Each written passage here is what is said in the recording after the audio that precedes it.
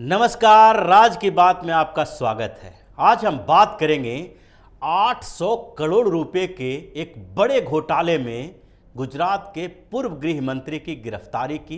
किस तरह यह घोटाला हुआ, कैसे दूध सागर कोऑपरेटिव सोसाइटी को इन्होंने लूटा और इसमें किस तरीके से कांग्रेस का हाथ है, इस पर चर्चा करेंगे। और साथ ही इस बात पर भी चर्चा करेंगे कि कर्नाटक प्रदेश कांग्रेस के अध्यक्ष डीके शिव कुमार को ईडी का समन मिला है।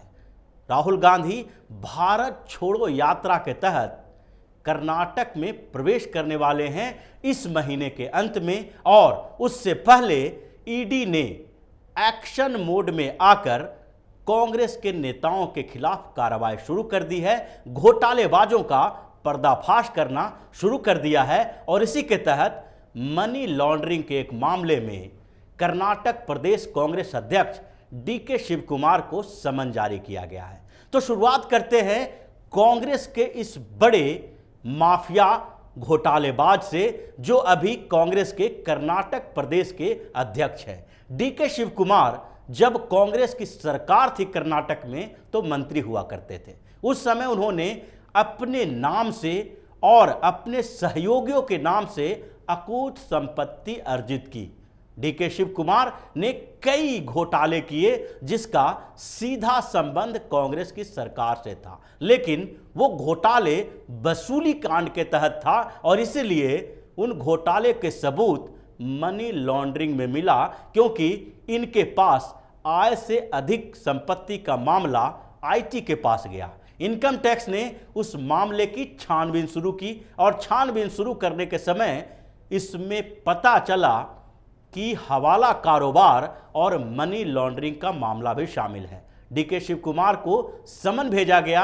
आईटी डिपार्टमेंट ने पहले इस पर इन्वेस्टिगेशन किया और कई जगह पर छापेमारी भी की। पहला मामला 5 करोड़ रुपए के ट्रांजैक्शन का सामने आया, जिसमें डीके शिव कुमार के अकाउंट से अलग अलग कंपनियों को भेजा गया था और उससे लिया गया था। यानी कि जो कैश में पैसे आते थे वो कई शेल कंपनियों को भेजे गए और उन शेल कंपनियों ने किसी तरीके से उस प्रॉफिट में हिस्सेदारी के लिए इनकी दूसरी कंपनियों और बिजनेस के थ्रू इनके पास 5 करोड़ रुपए का ट्रांजैक्शन किया था। इनकम टैक्स डिपार्टमेंट ने इस मामले को ईडी को सौंप दिया, लेकिन इस बीच अनअकाउंटेड मनी यानी कि आय से अधिक संपत्ति और जिस संपत्ति का कोई लेखा जोखा नहीं है उस मामले की भी जांच होती रही। इनकम टैक्स डिपार्टमेंट ने इसके लिए दिल्ली में भी छापेमारी की। दिल्ली में कई जगहों पर जब छापेमारी की गई और उसमें डीके शिव कुमार के प्रॉपर्टी के साथ साथ उनके कुछ सहयोगियों की प्रॉपर्टी फ्लैट को तलाश किए गए, तो वहां पर करीब करीब 8 करोड़ 59 लाख रुपए कैश में बरामद किए गए। इसमें से 2 फ्लैट ऐसे थे जो डीके शिव कुमार के तो नहीं थे, लेकिन उनसे जुड़े हुए लोगों के थे। उनसे जुड़े हुए 2 लोग, एक अंजने और दूसरा राजेंद्र, इन दोनों के फ्लैट पर भी इनकम टैक्स ने छापेमारी की थी। उस छापेमारी के दौरान 6 करोड़ 60 लाख रुपए कैश में बरामद हुए थे। इतनी बड़ी कैश मिलने के बाद जब इन दोनों से पूछताछ की गई तो इन दोनों ने साफ तौर पर कह दिया कि ये पैसा डीके शिव कुमार ने उनके फ्लैट में रखी थी।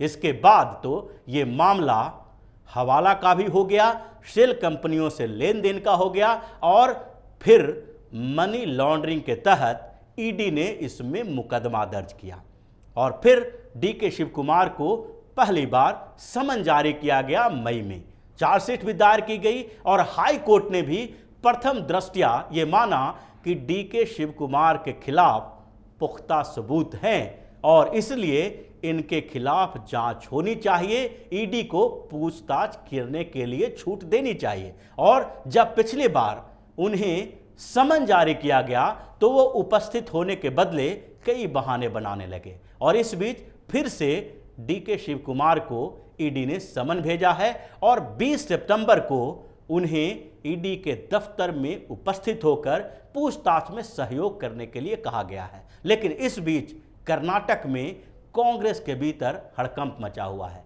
क्योंकि कांग्रेस राहुल गांधी के नेतृत्व में भारत जोड़ो यात्रा पर निकली हुई है और ये यात्रा राहुल गांधी ने दक्षिण भारत से ही शुरू किया है। इसके पीछे एक बड़ी वजह दक्षिण भारत में कांग्रेस की बची कुची साख है, क्योंकि उत्तर भारत से तो कांग्रेस पूरी तरह से साफ हो चुकी है, लेकिन कर्नाटक, तमिलनाडु और केरल में कांग्रेस का आधार थोड़ा बहुत बचा हुआ है और इसलिए राहुल गांधी ने केरल में अपने आधार को और मजबूत करने की कोशिश की। 29 सितंबर को लगभग राहुल गांधी भारत जोड़ो यात्रा के तहत कर्नाटक घुसने वाले हैं, लेकिन उससे पहले ईडी की ऐसी कार्रवाई हुई है जिससे कांग्रेस के अंदर हड़कंप मचा हुआ है, क्योंकि डीके शिव कुमार सहित कुछ और कांग्रेस के पूर्व मंत्री फंसने वाले हैं और कांग्रेस के शासनकाल में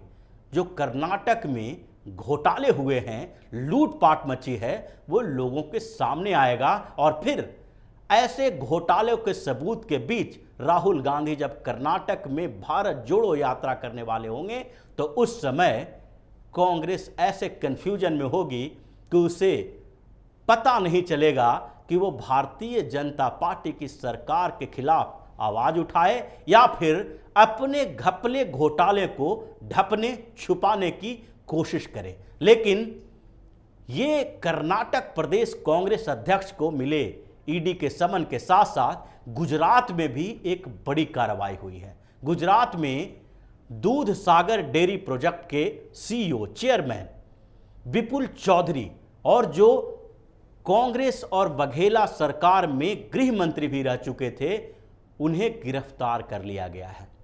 उन्हें उनके एक असिस्टेंट शैलेश के साथ गिरफ्तार किया गया है और उनके ऊपर 800 करोड़ रुपए के घोटाले का आरोप है।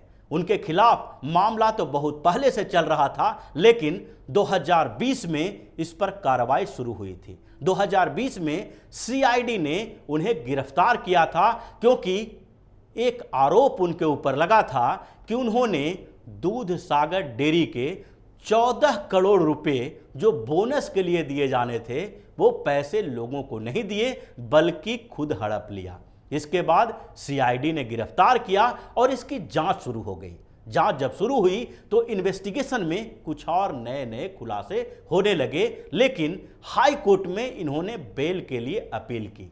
हाई कोर्ट ने इन्हें बेल तो दे दिया, लेकिन हाई कोर्ट में जब इन्वेस्टिगेशन रिपोर्ट आया तो कोर्ट ने खुद भी माना कि प्रथम दृष्टया इसमें 22 करोड़ रुपए ऐसे रकम थी जो लोगों को बांटा जाना था, लेकिन उसे विपुल चौधरी ने अपने खाते में, अपने पैकेट में रख लिया और इसकी जांच होती रहनी चाहिए। और जब ये घोटाला सामने आएगा, सारी रिपोर्ट आएगी, तो फिर से विपुल चौधरी को गिरफ्तार किया जाएगा। उन्हें बाहर जाने से रोक दिया गया, क्योंकि उनका परिवार का सीधा संबंध अमेरिका से था। इस पूरे घोटाले में उनके साथ साथ उनकी पत्नी गीताबेन और उनका बेटा पवन भी फंसा हुआ है।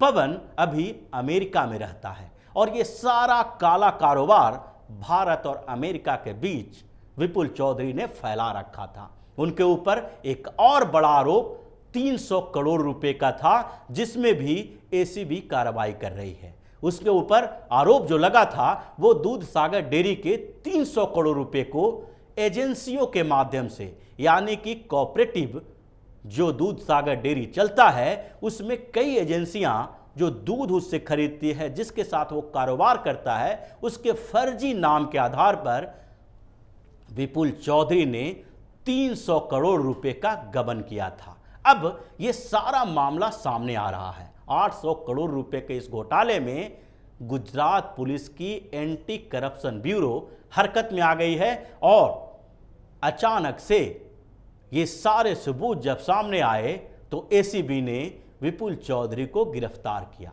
ये विपुल चौधरी गुजरात के पूर्व गृह मंत्री हैं। वो 1996 में गृह मंत्री बने थे। उससे पहले ये भारतीय जनता पार्टी के नेता हुआ करते थे।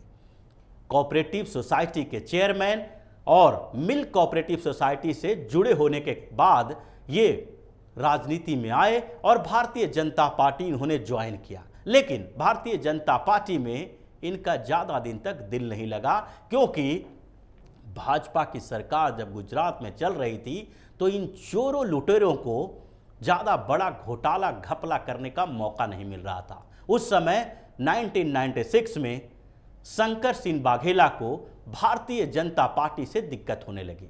सुरेश मेहता की सरकार को गिराकर राष्ट्रीय जनता पार्टी बनाकर शंकर सिंह वाघेला ने भाजपा का साथ छोड़ा और खुद सीएम बनने की दौड़ में आ गए। कुछ दिन तक प्रेसिडेंट रूल रहा और उसके बाद राष्ट्रीय जनता पार्टी यानी कि शंकर सिंह वाघेला की पार्टी को कांग्रेस ने समर्थन दे दिया और दोनों गुजरात को लूटने की तैयारी में लग गए।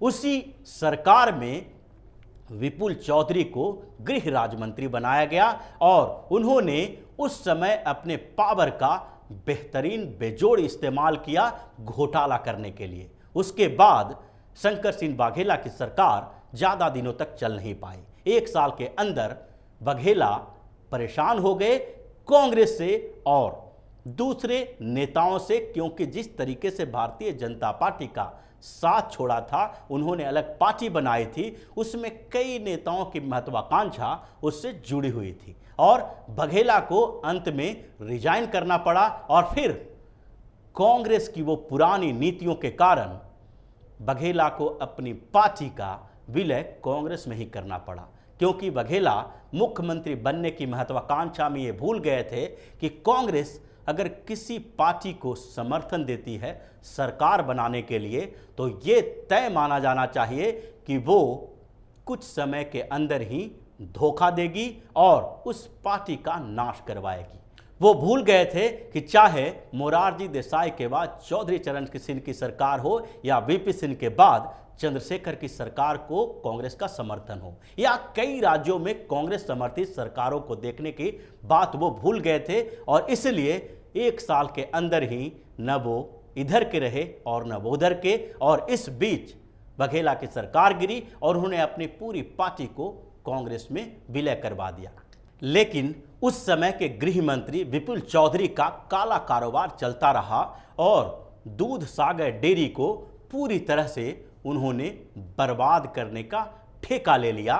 800 करोड़ रुपए का घोटाला उन्होंने किया है, जिसकी सजा अब उन्हें मिलने वाली है और एसीबी ने उन्हें गिरफ्तार कर पूछताछ की है और साथ ही इसके पूरे काले कारनामों को उजागर करने के लिए कोर्ट में सबूत भी पेश किए हैं। तो इसी तरह की खबरों के साथ फिर से हाजिर होंगे, तब तक के लिए बने रहिए हमारे साथ और देते रहिए हमें सहयोग, ताकि इसी तरह की खबर हम आपके लिए लाते रहें। धन्यवाद।